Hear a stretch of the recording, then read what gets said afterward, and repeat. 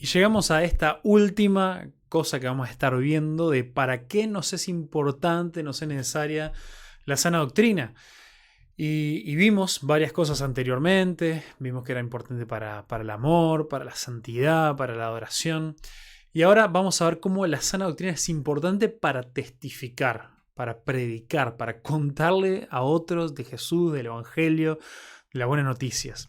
Entonces, viste que antes de este video estaban esas preguntas ahí para que vos pudieras contestar a modo de experimento ahí. ¿Qué es el Evangelio en tus palabras? ¿Qué es el Evangelio? ¿Lo contestaste o la salteaste? Es una pregunta importante esta para hacernos. Es una pregunta que de verdad nos debería llevar a pensar. Primero para saber si realmente nosotros sabemos y entendemos a qué nos referimos cuando decimos Evangelio. Quizás si la gran mayoría quizás haya escuchado que la palabra Evangelio en griego en realidad significa buenas noticias, buenas nuevas.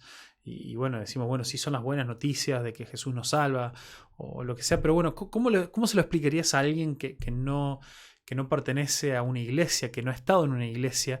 ¿Cuál sería tu forma de decirle, esto es lo que yo creo, este es el mensaje del Evangelio, estas son las razones o esto es lo que para mí significa ser cristiano, seguir a Jesús? ¿Cuál es el Evangelio? ¿Cuáles son esas buenas noticias? Y esto realmente es importante. Estas preguntas tienen que ver con lo que nosotros aprendemos de la Biblia. Y si nosotros no sabemos lo que es, no sabemos decirlo, no sabemos explicarlo, quizá es porque nos falta un poco de sana doctrina, nos falta una enseñanza correcta sobre qué es el Evangelio, nos falta poder entenderlo lo suficiente para poder contárselos a otros. Y esto de verdad es importante. Si no, no vamos a poder testificar. Entonces la sana doctrina es importante para testificar, para predicar. Y además incluso lo que se le llama a veces la apologética. Bueno, perdón, ahí me salteé antes. Esto quería poner acá. Podemos ver cómo necesitamos la sana doctrina para testificar. Y ahí vemos ahí a dos chicas teniendo una conversación. Y hay un área de la teología relacionada con esto que se llama la apologética, que la apologética tiene que ver con la defensa. La apología es una defensa de algo. Y la apologética tiene que ver con la defensa de nuestra fe. Y ahí pueden entrar muchas preguntas como la siguiente que yo te hacía, que era ¿por qué pensás o qué argumentos le darías a alguien sobre la existencia de Dios?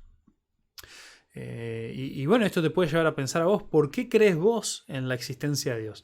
Y quizás lo que vimos al principio de este curso sobre la revelación de Dios, quizá ahora te puedo ayudar es un poco, pero hay muchas otras razones que podemos explorar, muchos otros argumentos muy buenos, muy útiles, para los cuales no tenemos tiempo ahora. Para eso habría que hacer un curso de apologética, pero sí siempre es bueno tener algunas razones personales tuyas sobre por qué realmente crees que Dios existe, o esta gran pregunta, ¿no?, que es realmente importante incluso para gente que cree en la existencia de Dios: ¿por qué creemos nosotros? ¿Por qué decimos que Jesús es el único camino? Eso es algo que también realmente importa, porque puede haber mucha gente que se dice a sí misma espiritual, pero que bueno, que simplemente crean una espiritualidad a su manera, crean en Dios en su manera, crean que no necesitan la Biblia, no que necesitan la palabra de Dios, no les importa siquiera ser parte de la familia de Dios, ser parte de una iglesia. Y entonces realmente es importante decir, no, mira, la forma de Dios no es a través de las obras, no es a través de tus buenas intenciones, no es a través de simplemente decir, ay, sí, yo creo en Dios, o ay, Dios es bueno, lo cual es cierto, pero bueno, como Dios es bueno, Él me va a aceptar porque yo intento hacer las cosas bien. No, la Biblia nos enseña que Jesús es el único camino. Ahora, ¿por qué? ¿Por qué Jesús es el único camino y no simplemente la moralidad de la gente, o no simplemente cualquier otra religión? Es algo realmente importante. Entonces la sana doctrina, tener un buen conocimiento, una buena enseñanza nos ayuda, es necesario para poder testificar mejor y de una forma correcta, de una forma sana, y comunicar el Evangelio de verdad, podríamos decir, ¿no?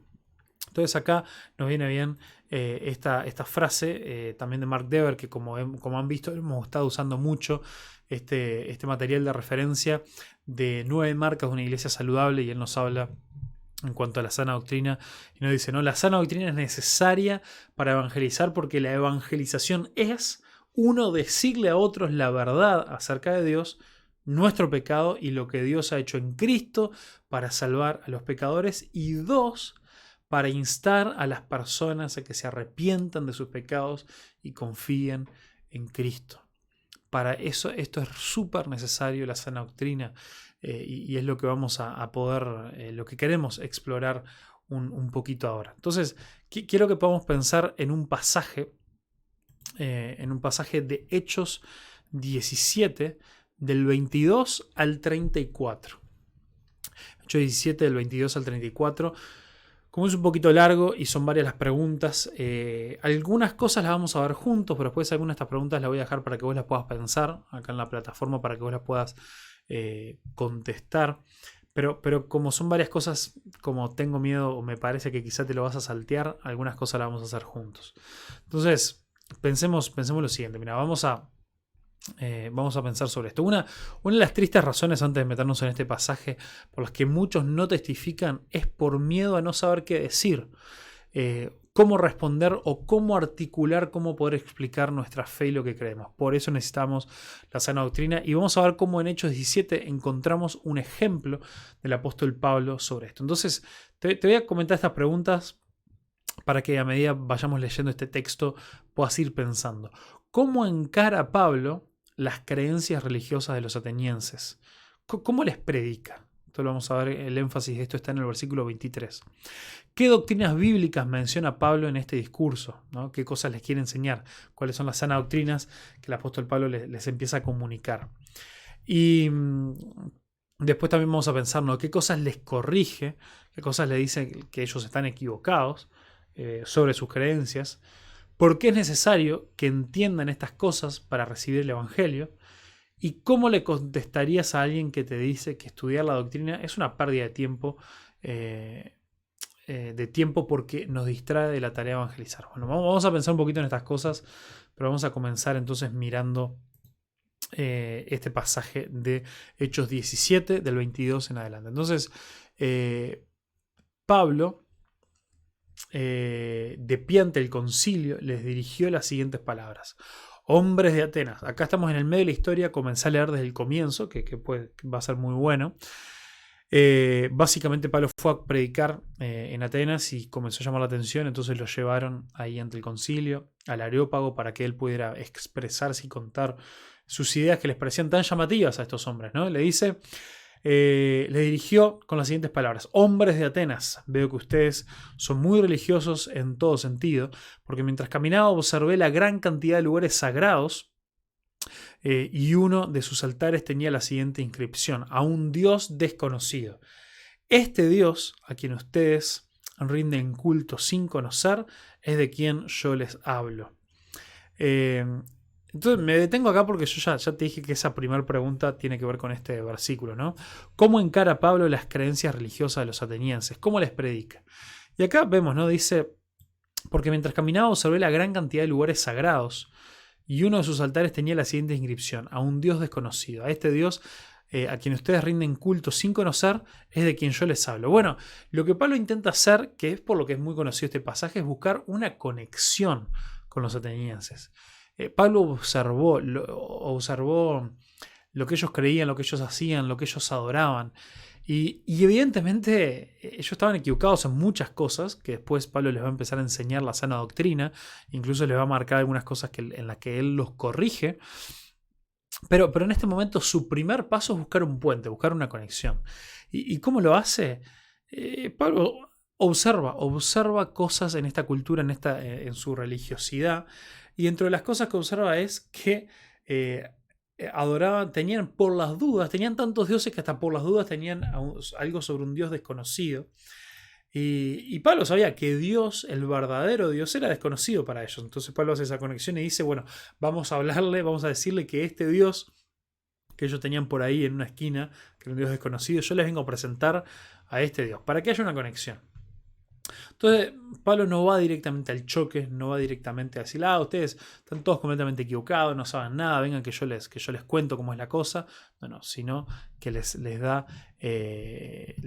dice esto. Así que esto es importante que lo tengamos en cuenta, como él busca crear puentes. Pablo les predica de esta manera, buscando puentes. Y después, con esta siguiente pregunta, que es ¿qué doctrinas bíblicas menciona Pablo en este discurso? Vamos a seguir viendo algunas cosas, ¿no? Dice, Él, este Dios desconocido que Él les viene a presentar, Él hizo el mundo y todo lo que hay en Él. Entonces, lo primero que les dice, que si vos querés ir llenando una tablita, ir llenando el versículo y cuál es la enseñanza, le dice que Él, este Dios desconocido para ellos, es el Dios creador. Esto es importante porque acá ya los empieza a confrontar, porque ellos tenían sus mitologías de cómo el mundo había sido creado y todo. Y entonces básicamente les está diciendo, este Dios desconocido para ustedes en realidad es muy importante. Él es el que creó el mundo y todo lo que hay en él. Ellos ya tenían sus dioses que para ellos habían creado el mundo y las cosas y todo lo demás. Pero dicen, no, este es un solo Dios que lo creó todo. Ya que Él es Señor del cielo y de la tierra, no vive en templos hechos por hombres. Acá le dice dos cosas, ¿no? Él es Señor, no solamente es creador, sino que es Señor, Él es dueño. Esta palabra Señor habla de esto, habla de que es soberano, de que tiene poder, de que está por encima de todas las cosas. Del cielo y de la tierra, no vive en templos hechos por hombres. O sea, es un Dios omnipresente, que Él está en todos lados. Para adorarlo a Él no dependemos de un lugar físico. A Él lo podemos adorar en todos lados. Él no depende de los hombres ni de las manos humanas. No pueden servirlo. O sea, está diciendo, este Dios no depende de nosotros. Este Dios está por encima de todos nosotros. Porque Él no tiene ninguna necesidad. O sea, este Dios es más allá de nosotros. Muchas de estas cosas, si bien por supuesto que Pablo enseña de la importancia de que nosotros sirvamos a Dios, lo que le está queriendo decir es, Dios es mucho más poderoso. No solamente es omnipresente, sino que es todopoderoso. Acá seguimos sumando cosas que Él les enseña de la sana doctrina, ¿no? Él es quien da vida y aliento a todo y satisface cada necesidad. Le está diciendo, satisface cada necesidad, le está diciendo que Dios es un Dios proveedor. Él es el dador de la vida, él es el que nos da el aliento a cada uno de nosotros, es el que nos permite, básicamente le está diciendo, este es el único Dios, con estos detalles, con todas estas características de Dios, les está enseñando estas cosas, ¿no? De un solo hombre creó todas las naciones de la tierra. Impresionante esta enseñanza, ¿no? También es impresionante. De antemano decidió cuándo se levantarían y cuándo caerían, y determinó los límites de cada una de las naciones. O sea, está diciendo que Dios es soberano, Dios gobierna cada una de las naciones, Dios está por encima de las naciones. Y lo que le está diciendo es, este Dios que ustedes desconocen, en realidad los gobierna a ustedes.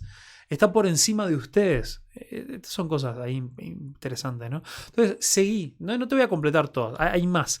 De acá hasta el 34 hay más cosas que Pablo les enseña. Pero te dije unas cuantas acá para que entiendas a qué me refiero con analizar este texto.